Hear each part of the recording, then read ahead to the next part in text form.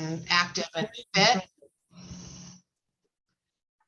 Dick, who has always been active and fit, bought a gym, basically a studio facility for exercise, and did a lot of bike rides, did the MS 150, started doing some Parkinson rides in other cities and states, and approached David von Hofen to say that he was interested in doing a ride for us. And that was late 2019, 2020 hit, the ride was canceled. Dick came back to us and said, I'd like to do the ride again in 2021. And in January of 2021, Dick himself was diagnosed with Parkinson's disease. So it turned into just a very passionate cause for all of us.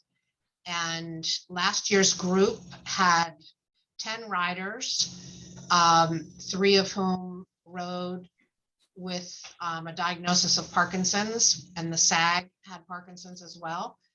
And we're looking to do it again this year. It turned out to be one of our most successful fundraisers of the year. And we're trying to make it a little bigger this year, but Dick is a man of action. And I think he's excited to help people train who may not be there yet to do 60 miles a day. But before I turn it over to Dick, I also want to say we're in need of volunteers and other people. So this video will go to a lot more people than those of us on the phone right now. So with that, wonderful Dick, I will turn it over to you and let you lead this meeting. Thank you. Yeah, just to give you a little bit more background, not so much about me, but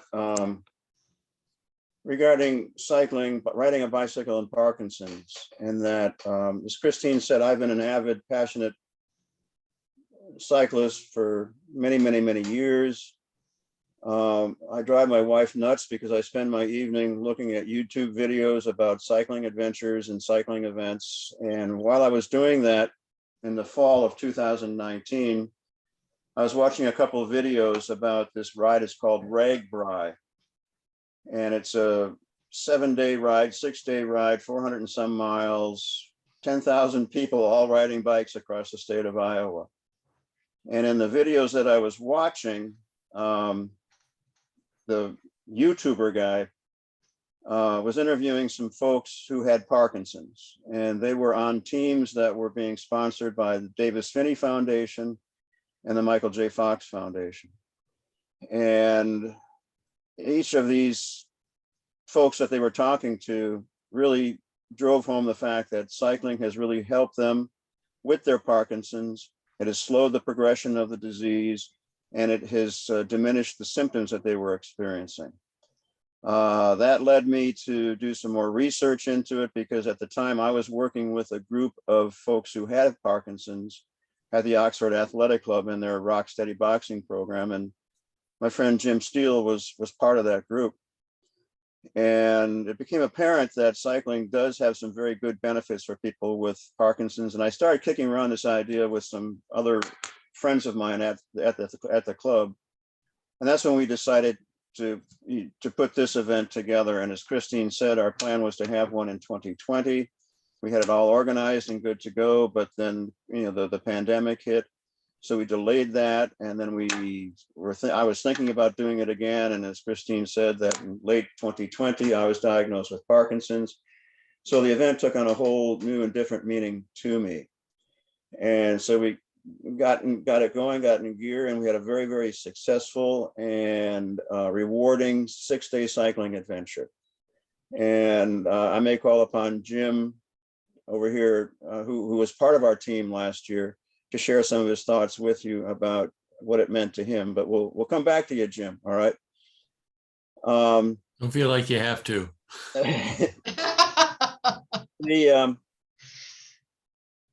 The purpose of the ride, the purpose of doing this event, there's numerous purposes why we want to do this. Number one is to demonstrate to the community as a whole that people with a neurological disorder like Parkinson's can lead an extremely high level of quality of life if they just get out of the recliner, get out of their chair and start being physically active.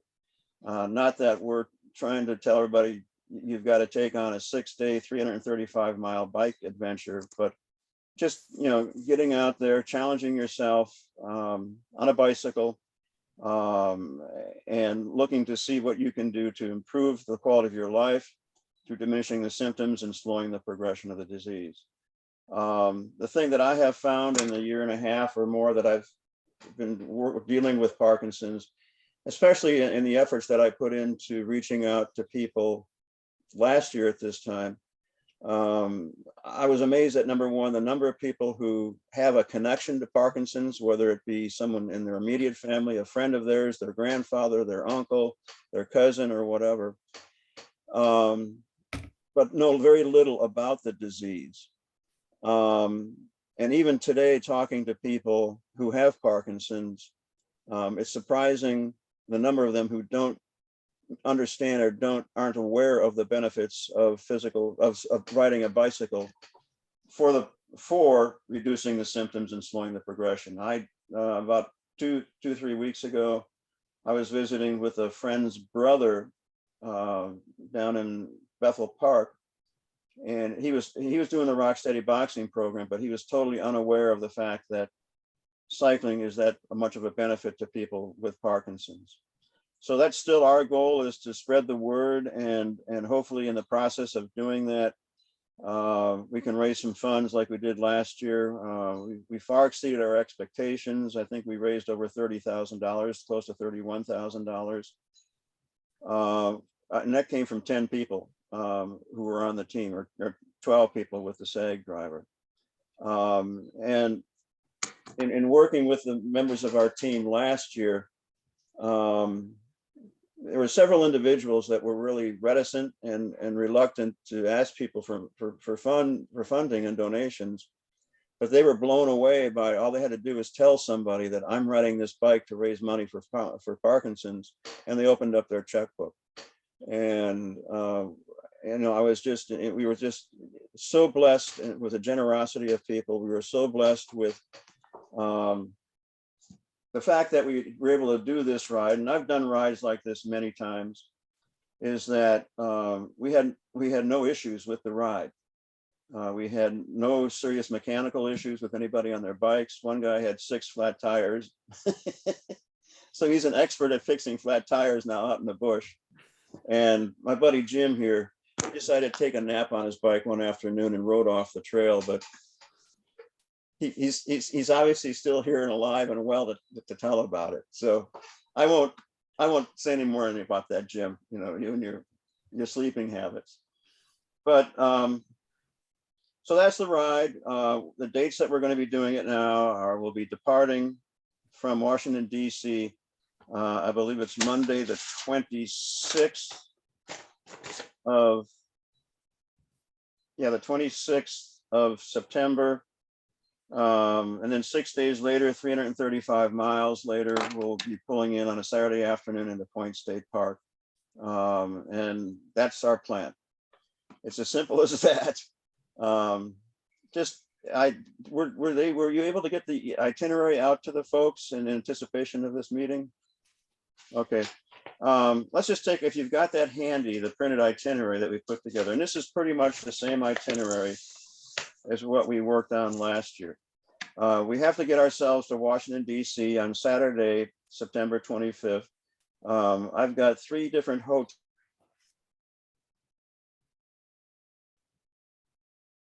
Oops, Dick froze on us.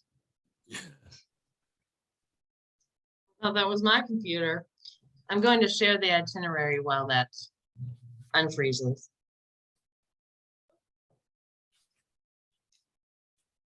David's joining us. Hey, David.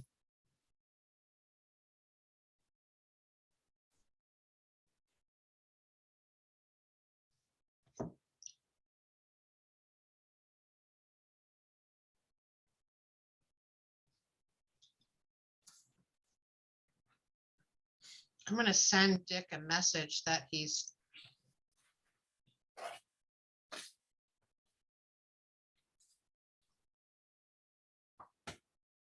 All right, there we go. I think Dick is logging back in.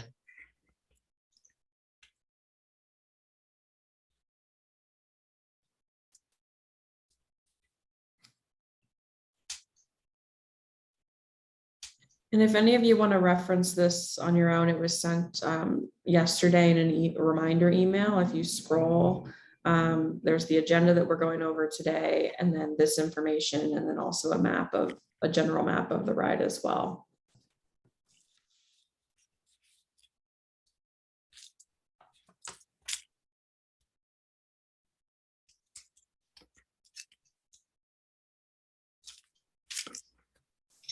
Hi, Dick. Hi, I've lost power at my house, Oh, my goodness gracious. so I have no internet. Are you having a big storm up your way? It's a little bit of drizzle. Why don't I put you on speaker with my phone and you can still talk through it? Is that okay? Yeah, sure. Can you hear me now? Can you guys hear Dick? Yes. Excellent. Hello? Have at it. We lost power here and everything is dead, including all my internet and computers, so I'm on my phone. Very good. Well, Casey put up the itinerary briefly, and if you'd like, we can put it back up again as you walk through it. Yeah, why don't we do that? Oh, no, I'm getting power back. Can everyone see the itinerary? Yes. And I have Okay. a copy right in front of me too. Great.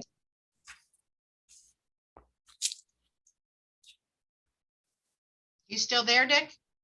I'm just trying to get, because I'm getting power back. I'm gonna give this a couple minutes and I'll just keep talking though. Okay. All right, so we get ourselves to Washington DC on Sunday afternoon, the 25th of September. I'll have a hotel confirmed there probably by the end of the month. On Monday morning, we head out bright and early. I think last year we were on the road before 8 o'clock. We rode from the hotel, which is right next to the National Mall, down to the Thompson Boat Center, which is where mile 0 of the Cno Towpath starts. First day we ride, and it's a relatively easy 53, 54 some miles to Harper's Ferry. And that's on the Cno Towpath. Now, a word about the Cno Towpath is that it's flat. It's relatively good riding. The only complication would arise would be if we have any wet weather, because it can turn pretty muddy and slippery, and there's potholes and roots and rocks. So we just, last year we were fortunate enough that we had sunny days for the 3 days that we were on the Cno Towpath. In Harper's Ferry, we will spend the night at the Quality Inn. The rooms are blocked out there. We're good to go. And then on day 2, Tuesday the 27th, we pack up and ride another 60 some miles to the town of Hancock. And coming into Hancock, we have an option of riding on a paved trail, which is called the Western Maryland Rail Trail, which parallels the Cno Towpath. That's kind of a, that's a game day decision what we do there. And in Harper's Ferry and in Hancock, we've got, I've got every room reserved for us at 2 really nice B&Bs. One's right on the trail, one's just a block up off the trail. And they really cater to cyclists doing this sort of thing, and they're familiar with our group. Then the third day out, we ride from Hancock to Cumberland. And at this point, I don't know what the situation is with a very critical portion of that ride, and that about 20 miles, 25 miles before we get to Cumberland, there's the infamous Paw Paw Tunnel, which is about 3,000 feet long. There were, I think, 7 million bricks used to build this tunnel. And for the past several years, it's been closed on and off. It was closed last year so we could not go through. We had to hike our bikes up and over the Pawpaw Mountain, and that, in many respects, could be, and most likely would be, the biggest physical challenge of the whole adventure. It's 1.5 miles up a mountain, down a mountain, on a rocky gravel road. So that was just, if we hit that, we got it. If not, we can ride right through the tunnel, and I'm hoping that the tunnel will be open. In Cumberland, we're going to be staying at the Fairfield Inn and Suites, and that's the end of the Cno Towpath. From Cumberland until we get to Pittsburgh, we're going to be on the Great Allegheny Passage, which is a beautiful, beautiful rail trail. It's wide, it's well groomed. It's kind of like almost riding on asphalt. It's so well groomed and in much better shape than the Cno Towpath.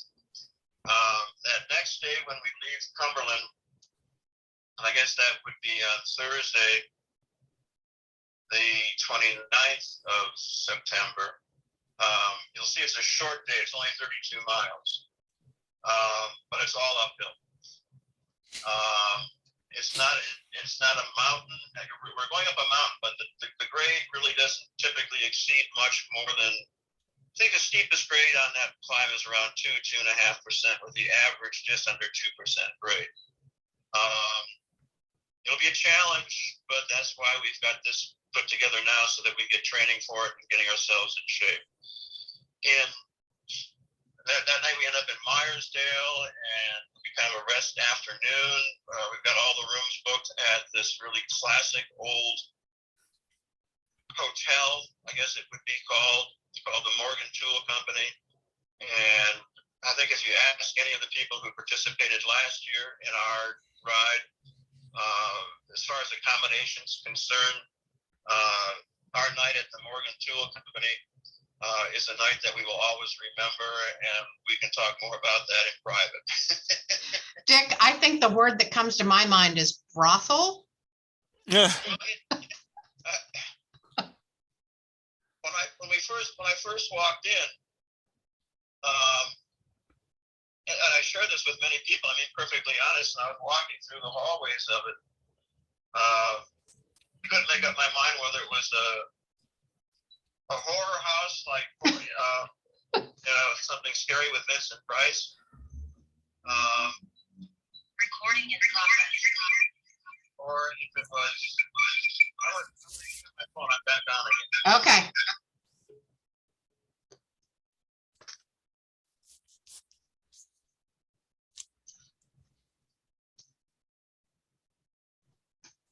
Dick, you're muted. Anyways, Myersdale will be a night to remember no matter when we stay there. I'm finishing up that part of the conversation. All right. Then after Myersdale, we ride a nice, easy ride through some really beautiful scenery, and we end up in Connellsville that night. Again, it's around a 55, 57 mile ride. And in Connellsville, we'll spend the night. We'll go out and have a nice dinner in downtown Connellsville, and then get up early Saturday morning and finish up the ride in downtown Pittsburgh at Point State Park, hopefully right on time around 2:30 or 3 o'clock in the afternoon. And that's the itinerary. It's all set. All reservations have been made. It's pretty straightforward. It's not that complicated. So that's what we're up to with that. So the itinerary is set. Now, a little bit more. One thing I want everybody to be aware of is that those who do the ride are expected to pay for their own travel expenses, meaning that, I'm hopeful that we can organize and get somebody to transport us and transport our bikes from here to Washington, D.C. on that Sunday. So that's my commitment there. We'll take care of that, either through a sponsor or through money that we receive from other sponsorships. That's the only thing we would be pulling out of sponsors' money, would be the transportation from here to DC. Last year, we rented a big truck that stayed with us for the rest of the week. And then we had, I think it was a 9-passenger SUV that got everybody else out to DC, and that worked out pretty good. So the individuals who are riding will be responsible for their breakfasts, which is not that big of a deal because most of the places we're staying at provide breakfast for us. I think the only place that we didn't get breakfast at would have been in Myersdale. We had to go outside to a restaurant and get our own breakfast.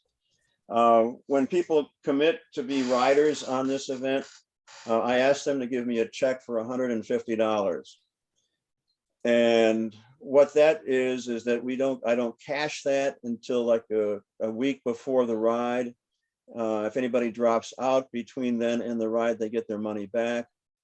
But that $150, I cash it and I give it to the SAG driver. The SAG driver is the most important person on this whole ride. That's the guy or gal or couple who will follow us along the route and meeting us at predetermined rendezvous points. On the truck, they'll have what's ever needed to fix minor repairs, minor issues with the mechanical side of the bike. They'll have plenty of fluids, Gatorade, orange juice, soft drinks, water, apples, bananas, pretzels, and of course, beer and some wine, and on the occasion. They don't need to be mechanics. They just need to be able to follow a GPS and get to the trailheads. And we've got that all laid out for them. So we used that truck last year, and then that followed us throughout the route, and it worked out pretty well for us. Individuals will then be responsible for their own dinners. And no one had a problem with that last year. Okay, then I come down now, the biggest challenge that I have right now between now and the next several weeks is to figure out a way that we can transport our bikes and ourselves from here to DC. And part of me has envisioned just putting the word out to a bunch of folks in the Parkinson's community, say, how about taking a day trip with us to DC and hauling a bike and somebody with you, and have a caravan to take people out. I know Christine is making some contacts with people who own trucking companies to see what they can do for us. And I've got some contacts with some bike shops. Many of the bike shops now have these big Sprinter vans that will carry 10, 12 bikes with a bike rack on the back. And I've got a couple of contacts there. Lauren and I were talking earlier about possibly talking to someone like the Trek stores here in Pittsburgh. So that's on my agenda here for the next 2 weeks to try to get that resolved. And we'll keep everybody informed. You mentioned that one of the other main purposes of the,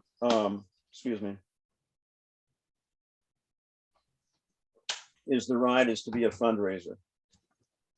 And what we ask those who are signing up to ride, we ask that they commit to raising a minimum of $250. And as I said earlier, last year, there wasn't any of us who did the ride that had any problems whatsoever with getting that $250. The way we work that is that through the foundation, we will have a team page. Everybody who is riding will have their picture and their story on the team page. And then when they send out their emails or letters or text messages or whatever to people that they are soliciting funds for, there'll be a link from whatever they send them to that team page, and then people can make their donations accordingly. It worked out very, very well last year. One of the gals who rode with us last year, her name is Nancy Corey. She's not able to ride this year, but she was very instrumental in working with Emily and working with Lauren and getting that website set up. And she also worked with the individual cyclists to help them draft and write up their story that would be on their landing page or their individual page on the website. And I think when we first started this thing a year ago, we were looking at a $10,000 team donation. And then when we started pushing $9,000, I changed it on the website to $15,000. And then when we started pushing $15,000, I changed it to $20,000. And then when we started pushing 20,000, we ended up raising over $31,000. And we've got a new tool this year, and I thought it was right in front of me, but I don't have it. But Emily or Lauren, we had some like business card type things printed up that each writer will get a stack of. And on one side of it is the information on the Parkinson's Foundation. There it is, Christine has it. And that I found myself so many times that if I was out riding and I would strike up a conversation with somebody about the fact that I have Parkinson's and that riding a bicycle is good for me, they wanted to support our fundraising efforts or know more about it. So I would sit there and rattle off this www.dc.pit. When it was, I couldn't even remember what the website was. So we had the cards made up, and Jim knows, he sees me carrying them around in my bike bag. I carry them in my truck. I carry them in my wallet. But actually last Saturday, I did a bike race out in the Lehigh Valley, and I passed out 20 cards to people that were interested in this whole thing. So that'll come in. May I just interject for 1 second? Lauren did such a great job designing the logo that were on the rider shirts that they had people stopping them all along the trail. Yeah, there's David wearing his. To just hand them cash or buy them a beer, or like it got a lot of attention for the riders and for our organization. Sorry, Dave. I know the like the B&B that I stayed at in Hancock.